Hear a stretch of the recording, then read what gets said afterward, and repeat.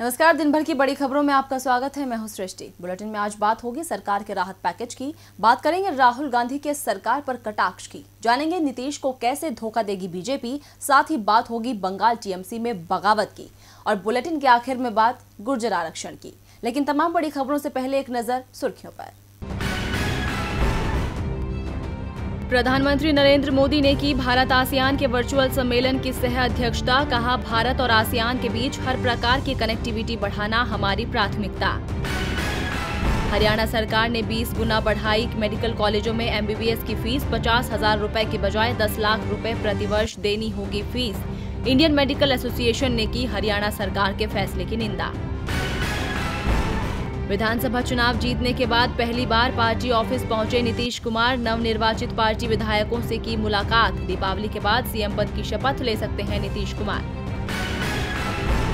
अखिलेश यादव ने बीजेपी को लिया आड़े हाथों। कहा, बीजेपी ने जीत के लिए अपनाए सभी हथकंडे, लोगों को बीमारी का डर दिखाकर नहीं करने दी गई वोटिंग। और गिरावट के साथ बंद हुआ शेयर बाजार। सेंसेक्स 236 अंक और निफ्टी 58 अंक की गिरावट के साथ हुआ बंद। सुर्खियों के बाद अब बात आज की सबसे बड़ी खबर की। इस वित्त वर्ष की पहली तिमाही में जीडीपी में करीब 24% की गिरावट दर्ज की गई है। इसके बाद से ही सरकार अर्थव्यवस्था सुधारने की कोशिश में जुटी हुई है। इकोनॉमी को राहत देने के लिए सरकार कई राहत पैकेज का ऐलान कर चुकी है। इसी बीच सरकार ने त्योहारी सीजन में एक और राहत पैकेज का ऐलान कर दिया है। इसी खबर पर चर्चा के लिए हमारे साथ मौजूद है राजीव जी। स्वागत है राजीव जी आपका। लेकिन पहले ये रिपोर्ट देखिए। महामारी के दौर में अर्थव्यवस्था गर्त में चली गई। अब अर्थव्यवस्था को पटरी पर लाने के लिए मोदी सरकार लगातार राहत पैकेज का ऐलान कर रही है। इसी कड़ी में मोदी सरकार ने एक और राहत पैकेज का ऐलान किया है। वित्त मंत्री निर्मला सीतारमण ने प्रेस कॉन्फ्रेंस कर कहा है कि हाल के आंकड़े अर्थव्यवस्था में सुधार के संकेत दे रहे हैं। सरकार ने आत्मनिर्भर भारत 3.0 का ऐलान कर दिया है। आत्मनिर्भर भारत रोजगार योजना की शुरुआत की गई है ताकि नए रोजगार का सृजन हो सके। इसका लक्ष्य है कि ज्यादा से ज्यादा कर्मचारी ईपीएफओ से जुड़े और पीएफ का फायदा उठाएं। ऐसे कर्मचारी जो पहले पीएफ के लिए रजिस्टर्ड नहीं थे और उनकी तनख्वाह 15,000 से कम है, तो उनको इस योजना का लाभ मिलेगा। जो लोग अगस्त से सितंबर तक नौकरी में नहीं थे लेकिन उसके बाद पीएफ से जुड़े हैं, उन्हें भी इसका लाभ मिलेगा। सरकार की ये योजना 30 जून 2021 तक लागू रहेगी। बता दें कि सरकार 2 साल तक 1000 तक की संख्या वाली संस्थाओं को नई भर्ती वाले कर्मचारियों के पीएफ का पूरा 24% हिस्सा सब्सिडी के रूप में देगी, जो कि 1 दिसंबर 2020 से लागू होगा। वित्त मंत्री ने बताया कि आत्मनिर्भर भारत के तहत ECLGS स्कीम के तहत 61 लाख लोगों ने लाभ उठाया है। इसमें 1,52,000 करोड़ रुपए वितरित किए जा चुके हैं और 2,05,000 करोड़ रुपए के कर्ज की मंजूरी दी गई है। आपको बता दें कि सरकार के राहत पैकेज का मकसद रोजगार और घरेलू विनिर्माण को बढ़ावा देना है। राजीव जी, सरकार की तरफ से पहले भी 20 लाख करोड़ से ज्यादा का राहत पैकेज दिया गया था, लेकिन उसका असर ज्यादा नहीं दिखा है। अब 2,65,000 करोड़ रुपए के एक और पैकेज का ऐलान किया गया है, लेकिन क्या ये पैकेज पर्याप्त है? क्या सभी वर्गों तक राहत पहुंचा पाएगा? जी सृष्टि, बीते कई महीनों से ढेर सारी तकलीफों से जूझ रही जनता सरकार से थोड़ी राहत की उम्मीद न जाने कब से बांधे हुए है। दुनिया के कई देशों में तो स्वास्थ्य मुसीबत के साथ ही जनता के लिए राहत का इंतजाम सरकारों की ओर से हो गया था। नौकरी पेशा लोगों, व्यापारियों और गरीबों बेघरों हर किसी के लिए किसी न किसी किस्म की मदद सरकारों की ओर से दी गई। लेकिन भारत में सरकार का रवैया जले पर नमक छिड़कने जैसा रहा। प्रवासी मजदूरों की अपने घरों की ओर लौटने की दर्दनाक तस्वीरें और उस पर सरकार की सख्ती इसका गवाह है। सब कुछ बंद होने के कारण कारोबार ठप हुए ही, जबकि कम से कम 2 करोड़ नौकरियां भी चली गईं। विपक्षी दलों ने और अर्थशास्त्रियों ने बार बार सलाह दी कि जब तक लोगों तक नकद मदद नहीं पहुंचाई जाएगी तब तक अर्थव्यवस्था नहीं संभलेगी। इसके बाद बहुत देर तक सरकार ने राहत पैकेज का ऐलान किया और उसे 5 किश्तों में बांटकर समझाया कि कब, कैसे और किस क्षेत्र को कितनी मदद मिलेगी। दरअसल आग लग चुकी थी और सरकार समझा रही थी कि कुआं खोदने की उसकी योजना क्या है। जाहिर है कि 20 लाख करोड़ के राहत पैकेज से आम जनता को तुरंत कोई मदद नहीं मिली। इसके बाद सरकार ने केंद्रीय कर्मचारियों के लिए कुछ राहत दी, लेकिन देश की जनता में कितने लोग केंद्र सरकार की नौकरी करते हैं, यानी उसका भी भी कोई खास असर अर्थव्यवस्था पर देखने को नहीं मिला, ये हम सब ने देखा। और अब इस तीसरे राहत पैकेज के जरिए सरकार रोजगार निर्माण की बात कर रही है। वो कुछ विशेष क्षेत्रों की कंपनियों को मदद देगी और उससे नई नौकरियों के सृजन में मदद मिलेगी। हो सकता है कि कुछ महीनों बाद इसका परिणाम यानी कि रिजल्ट देखने को मिले, लेकिन बात वही है सृष्टि कि दीपावली अभी है, अमावस अभी है, तो बाद में होने वाले उजाले से आज कैसे रोशन हो सकता है। फिलहाल तो जनता को मंदी के अंधेरे से गुजरना होगा और ऐसा ही लगता है। धन्यवाद राजीव जी तमाम जानकारी के लिए। अब रुक करते हैं अगली खबर का। देश में जब से मोदी सरकार आई है तब से परेशानियों का अंबार लग गया है। खासकर अर्थव्यवस्था पूरी तरह से चौपट हो गई है, जिसे संभालना मोदी सरकार के लिए नामुमकिन होता जा रहा है। इसे लेकर ही विपक्ष लगातार सरकार को घेर रहा है। आज भी कांग्रेस सांसद राहुल गांधी ने ट्वीट कर पीएम मोदी पर तीखे तीर छोड़े हैं। जब पूरा विश्व मंदी का सामना कर रहा था तब पूर्व प्रधानमंत्री मनमोहन सिंह ने अपनी आर्थिक नीतियों से भारत को मजबूती के साथ खड़ा किया था। लेकिन अब जब महामारी के बाद पूरी दुनिया संभल रही है तब मोदी सरकार की नीतियां भारत को मंदी की ओर ले जा रही हैं। भारतीय रिजर्व बैंक की रिपोर्ट इस बात की तस्दीक करती है कि देश की अर्थव्यवस्था की नींव हिल चुकी है। इसी रिपोर्ट को लेकर राजनीति तेज हो गई है। कांग्रेस सांसद राहुल गांधी ने मोदी सरकार को आड़े हाथों लिया है। उन्होंने आरबीआई की रिपोर्ट को ट्वीट करते हुए लिखा है कि भारत इतिहास में पहली बार मंदी में प्रवेश कर रहा है। इसी के साथ राहुल ने एक मीडिया रिपोर्ट को भी ट्वीट करते हुए कहा है कि वित्त वर्ष 2020 से 2021 की पहली छमाही में भारत की इकोनॉमी के आंकड़े पहली बार ये बयां कर रहे हैं कि भारतीय इतिहास में पहली बार देश मंदी में प्रवेश कर रहा है। इस रिपोर्ट में रिजर्व बैंक ऑफ इंडिया का हवाला दिया गया है। इसी के साथ राहुल गांधी ने कहा, श्री मोदी के कार्यों ने भारत की ताकत को उसकी कमजोरी में बदल दिया है। अब राहुल गांधी का ये गुस्सा लाजमी है क्योंकि आरबीआई की रिपोर्ट ही देश के लिए खतरे का अलर्ट है। आरबीआई के एक अधिकारी ने कहा कि चालू वित्त वर्ष की दूसरी तिमाही में देश की जीडीपी एक साल पहले की तुलना में 8.6% घटने का अनुमान है।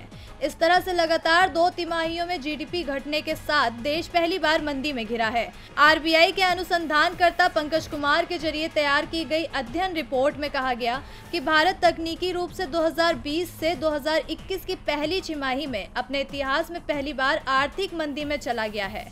आरबीआई की इस रिपोर्ट से साफ है कि देश की स्थिति बद से बदतर होती जा रही है, लेकिन फिर भी मोदी सरकार नहीं जाग रही है।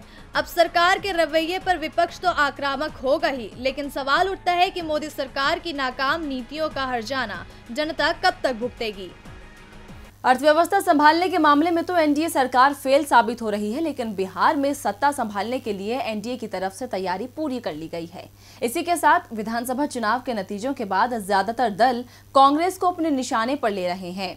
तो कांग्रेस ने भी नीतीश की कमजोर नस को दबा दिया है, जो उन्हें जीतने के बाद भी दर्द देगी। यहाँ तक कि बीजेपी से मनमुटाव भी बढ़ाएगी। बिहार चुनाव में बहुमत हासिल कर एनडीए खुशी के मारे फूली नहीं समा रही है। बीजेपी तो जेडीयू से ज्यादा सीटें हासिल कर गदगद है। वहीं नीतीश कुमार भी कुर्सी बचने की खुशी मना रहे हैं, लेकिन क्या वाकई वो 5 साल तक राज कर पाएंगे? क्योंकि बीजेपी अब की बार जेडीयू से आगे निकल गई है। ऐसे में बीजेपी ज्यादा समय तक नीतीश को सीएम की कुर्सी पर टिकी रहने नहीं देगी। बीजेपी की इसी चाल से वाकिफ कांग्रेस ने नीतीश पर जमकर तंज कसा है। पार्टी महासचिव तारिक अनवर ने कहा कि आखिर बकरे की मां कब तक खैर मनाएगी। उन्होंने कहा कि बीजेपी की मेहरबानी रही तो नीतीश जी इस बार अंतिम रूप से मुख्यमंत्री पद की शपथ लेंगे। देखते हैं कि बकरे की मां कब तक खैर मनाएगी। तारिक अनवर ने इशारों में नीतीश की कमजोर नस को ही दबा दिया है। दरअसल अब की बार जेडीयू चुनाव में तीसरे नंबर पर रही है, जबकि बीजेपी उससे कहीं ज्यादा आगे निकल चुकी है। ऐसे में बड़ी पार्टी होने के तौर पर बीजेपी को अपना सीएम बनाना चाहिए, लेकिन नतीजों के बाद नेता नीतीश का चेहरा ही आगे रख रहे हैं, जिससे वो भी बेहद खुश है। लेकिन ये खुशी ज्यादा समय तक रहने वाली नहीं है, क्योंकि बीजेपी जो कहती है वो करती नहीं और जो दिखाती है वो हकीकत नहीं। अभी तक तो बीजेपी नीतीश को अपना साथी मान रही है, लेकिन राजनीति में कब उसका मन डोल जाए कुछ कहा नहीं जा सकता। कब नीतीश की कुर्सी खिसक जाए इसका अंदाजा नहीं लगाया जा सकता। इसीलिए तो कांग्रेस उन पर चुटकी ले रही है। इस बार के बिहार विधानसभा चुनाव में नीतीश कुमार का कद पहले ही छोटा हो गया है कि शिवसेना ने भी नीतीश को इस बात का एहसास कराना चाहा है। शिवसेना ने अपने मुखपत्र सामना में नीतीश कुमार पर तंज कसते हुए कहा है कि नीतीश को सीएम बनाना हारे हुए पहलवान को पदक दिलाने जैसा होगा। रिपोर्ट देखिए। बिहार विधानसभा चुनाव के नतीजे आने के बाद ये साफ हो गया है कि नीतीश कुमार ही बिहार के 37वें मुख्यमंत्री बनने जा रहे हैं। मुख्यमंत्री के तौर पर यह नीतीश कुमार का 7वां कार्यकाल होगा। चुनाव में एनडीए गठबंधन को 125 सीटें मिली हैं और नीतीश कुमार की पार्टी जेडीयू को 43 सीटें मिली हैं और वह इस बार बिहार में तीसरे नंबर की पार्टी बन गई है, जिसे लेकर अब नीतीश कुमार को आलोचनाओं का सामना करना पड़ रहा है। आपको बता दें कि शिवसेना के नीतीश कुमार पर तंज कसते हुए अपने मुखपत्र पर सामना ने कहा है कि नीतीश कुमार को बिहार का सीएम बनना बिहार के मतदाता का अपमान करना है और हारे हुए पहलवान को पदक दिलाने जैसा होगा जो लड़ाई हार गया हो। दरअसल सामना में लिखा गया है कि नीतीश कुमार को फिर से मुख्यमंत्री का पद मिल सकता है, लेकिन उन्हें भाजपा के निर्देशों के तहत काम करना होगा। भाजपा और राजद वैचारिक रूप से दो अलग अलग दल हैं। इन्हें राज्य में सर्वाधिक वोट हासिल हुए हैं। नीतीश कुमार को बिहार की जनता ने खारिज कर दिया है। वहीं बीजेपी पर निशाना साधते हुए शिवसेना ने सामना में लिखा है, इसके लिए नीतीश बाबू को शिवसेना का शुक्रिया अदा करना चाहिए। वादा खिलाफी बिहार में नहीं होगी, क्योंकि शिवसेना ने महाराष्ट्र में दिखा दिया था कि अगर अपने कथन पर नहीं टिका जाता तो क्या हो सकता है। वहीं सामना में शिवसेना ने तेजस्वी की तारीफ करते हुए कहा है कि तेजस्वी को कुछ समय के लिए इंतजार करना चाहिए, क्योंकि बिहार में भविष्य उनका ही है। भाजपा ने भले ही नंबर गेम जीत लिया हो, लेकिन असली विजेता 31 वर्षीय तेजस्वी यादव ही हैं। बिहार चुनाव के नतीजों के बाद भी तमाम सियासी दलों का एक दूसरे को घेरने का सिलसिला जारी है, लेकिन पश्चिम बंगाल में अगले साल विधानसभा चुनाव होने हैं। तमाम पार्टियां जहां अभी से चुनाव की तैयारियों में जुट गई हैं, तो टीएमसी भी सत्ता पर काबिज रहने के लिए पूरा जोर लगाएगी। लेकिन उससे पहले ही ममता बनर्जी के खेमे में बगावत की सुगबुगाहट शुरू हो गई है। पार्टी के लोकप्रिय नेता ने ही बगावती सुर अख्तियार कर लिए हैं। पश्चिम बंगाल में अगले साल विधानसभा चुनाव होने हैं, लेकिन उससे पहले ही ममता बनर्जी के खेमे में बगावत की सुगबुगाहट नजर आ रही है। दरअसल तृणमूल कांग्रेस के लोकप्रिय नेता और परिवहन मंत्री शुभेंदु अधिकारी ने बगावती तेवर दिखाना शुरू कर दिया है। यहां तक कि शुभेंदु ने टीएमसी से अलग नंदीग्राम में रैली की। अपनी रैली में उन्होंने भारत माता की जय के नारे भी लगाए। शुभेंदु अधिकारी की रैली में सूबे की मुख्यमंत्री ममता बनर्जी की तस्वीर भी नदारद रही। पोस्टर से ममता की तस्वीर गायब होने से राज्य की सियासत में हलचल तेज हो गई है। इसके अलावा ममता कैबिनेट की बैठक में सूबे के 4 मंत्री भी शामिल नहीं हुए, जिनमें शुभेंदु अधिकारी, राजीव बनर्जी, गौतम देव और रविंद्र घोष शामिल हैं। बगावती सुर नजर आने के बाद ममता सरकार ने शुभेंदु अधिकारी और उनके करीबी 3 नेताओं की सुरक्षा हटा ली है। माना जा रहा है कि चुनावी मौसम में शुभेंदु सीएम ममता को झटका दे सकते हैं। बता दें कि मंत्री शुभेंदु अधिकारी पिछले काफी समय से तृणमूल पार्टी से नाराज चल रहे हैं। इसी के साथ साथ राज्य में अलग गुट बनने की खबर भी तेज हो रही है। तो ऐसे में ममता बनर्जी का बौखलाना तो तय है, क्योंकि पार्टी की टूटती कड़ियों का फायदा दूसरे दल बखूबी उठा सकते हैं। अब देखना होगा कि चुनाव करीब आते आते पश्चिम बंगाल में और क्या समीकरण बदलते हैं। और बुलेटिन के आखिर में बात गुर्जर आंदोलन की। राजस्थान में करीब 2 हफ्ते से गुर्जर समाज के आंदोलनकारी रेल की पटरियों पर डटे हुए थे। गुर्जर समाज ने सरकार को रेल से लेकर सड़क तक चक्का जाम करने की चेतावनी दी थी, लेकिन अब सीएम अशोक गहलोत और कर्नल किरोड़ी सिंह बैंसला के बीच बातचीत हुई है। तो इस बातचीत का असर क्या हुआ, दिखाते हैं आपको। अपनी मांगों को लेकर गुर्जर समाज के आंदोलनकारियों का गुस्सा शांत नहीं हो रहा था, जिस कारण 2 सप्ताह से प्रदर्शनकारियों ने रेल की पटरी पर अपना डेरा जमा रखा था। लेकिन बुधवार को जयपुर स्थित मुख्यमंत्री निवास पर सीएम अशोक गहलोत और कर्नल किरोड़ी सिंह बैंसला के बीच बैठक हुई, जिसके बाद गुर्जर कोटा की मांग को लेकर सहमति बनी और आंदोलन को खत्म कर दिया गया। सब कमेटी और गुर्जर संघर्ष समिति के बीच बातचीत में 6 बिंदुओं पर सहमति बनी है, जिसकी घोषणा गुरुवार को गुर्जर संघर्ष समिति के नेता कर्नल किरोड़ी सिंह बैंसला भरतपुर के पीलूपुरा में रेल पटरी पर जाकर करेंगे, जहां पर आंदोलनकारी पिछले करीब 2 हफ्तों से रेल की पटरी पर बैठे हुए हैं। कोटा को लेकर सरकार और समिति के बीच कई मुद्दों पर सहमति बन गई है। इनमें मारे गए 3 आंदोलनकारी के परिजनों को सरकारी नौकरी मिलेगी, आंदोलन में लगे मुकदमों को सरकार वापस लेगी, गहलोत सरकार नवी अनुसूची में शामिल करने के लिए केंद्र को पत्र लिखेगी। इसके अलावा देव नारायण योजना को कार्य में लेने पर सहमति दी। एमबीसी वर्ग के 1252 अभ्यर्थियों को नियमित वेतन श्रृंखला के समकक्ष होने वाले पूरे लाभ दिए जाएंगे। बता दें कि राजस्थान में कोटा की मांग को लेकर गुर्जर समुदाय का आंदोलन पिछले कई दिनों से लगातार जारी था, जो सरकार की सहमति बनने के बाद अब जाकर खत्म हुआ है। तो फिलहाल दिन भर की बड़ी खबरों में इतना ही। देखते रहिए डीबी लाइव। नमस्कार।